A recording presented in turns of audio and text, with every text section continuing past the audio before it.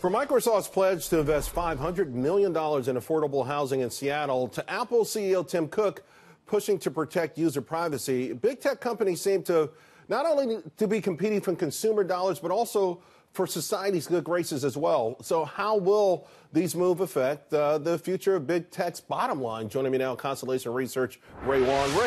You know, it's interesting because Tim Cook continues to lay it on thick. He's got another op-ed in Time magazine going after all of these other folks who are stealing, or not stealing our data, but certainly misusing our data.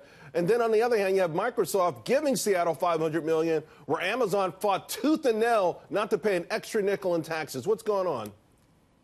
You know, we got a dichotomy that's going on in the tech world. It's huge, right? We basically have a tech lash going on where the average person is saying, look, I don't think technology has helped me to help my job. I don't think it's made my life better. We've got fake news. On the other hand, we've got people that say, oh, technology is awesome. It gave me a wonderful opportunity, it gave me a career, helped me open that. That divide is happening, and that's a massive digital divide. So the privacy aspect is a huge one. We've got to solve this. Tim doesn't go far enough. You've got to make personal data, your genomics, your biometric, all that stuff, that has to be your personal property data. We've got to get a title for your personal, inherent personal data, like the way we have it for our cars and our homes, right? If you would take that one step further, then we'd be able to do that. And when you own that data, you can say, don't touch it. Right. You can say, I'm going to donate it to the American Cancer Society. You can say, hey, I can lease it, or hey, I want you to take it.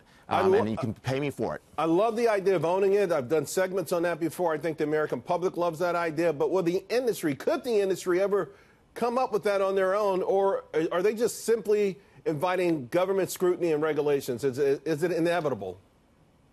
You can do it. There's a company in the New York, New Jersey area called Humanity.co that's espousing that, and they're putting that in there, and they're working with different state governments. They're working with people to make that a property right in all the state legislatures, and that's one way to go about it. You could try it the federal way, but if you do it the federal way, then yes, we're going to have a lot more scrutiny than we like. So there are different ways to get there, but I think it's really important for it to be a property right. What do you make, though, because, you know, what we're seeing now is all of these behemoths, they're getting into each other's turf, whether it's search, whether it's cloud. They all are now starting to sort of interlock in turf that was initially just one domain, if you will. So we know that there's going to be a lot of skirmishes. We know there's going to be some casualties.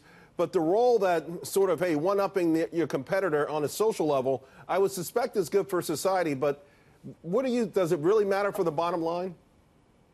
I think it does. It does for a mission and purpose. We saw in 10 years how Microsoft went to, oh my God, the evil empire, to CIOs and organizations trust them, given what Satya has done, as well as reshape the corporate image of Microsoft. And it does make a big difference. You know, sadly, everybody's focused on mission and purpose as much as bottom line. On the other hand, it's wonderful that there's people looking out to see what's going on, especially in areas around housing. This housing crisis issue and the homeless, it's partly supply, but there's another factor that people keep forgetting. It was the funding around mental health. A lot of the homelessness, a lot that's happening both in San Francisco, Seattle, and a lot of cities is because of the lack of mental health funding we cut in the late 70s. Ray, I got to go. Before I do, though, your quick thoughts on Netflix when they posted earnings tonight? I'm guessing 9.5 on the subscribers, and I think they're going to beat their numbers. And I think the price increase is needed because they've got to compete for content. It's going to be ugly battling Apple, Comcast, and everybody else. But it is the golden age for actors. If you've ever acted in anything, even a school play, dust off your resume. There's a job waiting for you out there somewhere. Ray, thanks a lot. Appreciate it.